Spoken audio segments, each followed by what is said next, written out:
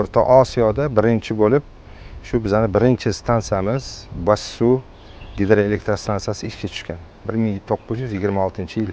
Mana bir asr vaqt o'tdi. Bir asr bu hazil narsa emas. Bir qarashda soha ishchilari bir ularning mehnati bir osonga o'xshab tuyuladi, lekin bu sohaning orqasida bu ishchilarning zahmati, bularning qiyinchiliklari juda ham o'ziga yetarli. U vaqtda e'tibor bo'lmadi-da.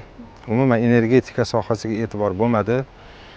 Ana o'shani orqasidan shu sabab butun shaharda mana shu avariyaviy holatlar, svet o'chishlari, mana shu hammasi tarmoqqa e'tibor bo'lmaganidan, tarmoq modernizatsiya qilinmaganidan, o'z vaqtida qaralmaganidan shu ishli bo'ldi. Muhtaram prezidentimiz Shavkat Miromonovich Mirziyoyevning tashabbuslari bilan bu soha alohida ajralib, O'zbek gidroenergiya aksiyadorlik jamiyati qilib juda ham katta o'zgarishlar bo'lib ketdi, juda ham katta. Oddiy qilib aytadigan bo'lsam, men o'zim ishlab turgan stansiyamda o'tirgan jihozlarimiz ham juda ham ahvoli achinarli holatda edi. Hozir mana O'zbek gidroenergiya bo'lgandan keyin bizga o'sha stolimizdan tortib konditsioner, xolodilnik deysizmi, hamma narsalar yengilab berildi. Juda ham yaxshi qilib berildi ishchilarimizga.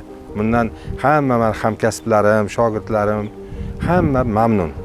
Barcha respublikamizdagi hamma energetika sohasida mehnat qilayotgan, kechalari, tunlari bedor smenada vaqtlarda turgan barcha energetika sohasiga o'zini hissasini qo'shayotgan o'zim hamkasblarimni chin qalbimdan tabriklayman.